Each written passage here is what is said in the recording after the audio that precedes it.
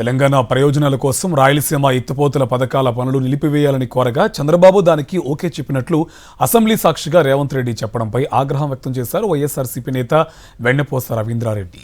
చంద్రబాబు ఎప్పుడు అధికారంలోకి వచ్చినా రాయలసీమకు ఆవగించేంత మంచి చేయకపోగా తీవ్ర అన్యాయమే చేస్తున్నాడని ఆవేదన వ్యక్తం చేశారు.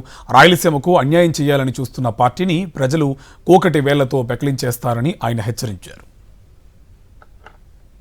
దురదృష్టవశాత్తు ఈవీఎంల ద్వారా ముఖ్యమంత్రి అయినటువంటి చంద్రబాబు నాయుడు ఈ యొక్క రాయలసీమ ఎత్తిపోతల పథకాన్ని మొత్తం కూడా ఆపించి రాయలసీమ ప్రజల యొక్క మనోభావాలని, రాయలసీమ ప్రాంత వాసులకు అవసరమైనటువంటి నీటిని, ఈరోజు అభివృద్ధిని ఈరోజు మోకాలతో అడ్డు వేయించినటువంటి మాట ఈరోజు జగమరిగిన సత్యం అని చెప్పి ఈరోజు నిన్న రేవంత్ రెడ్డి ప్రకటించడం ఈరోజు మనం చూస్తూనే ఉన్నాం.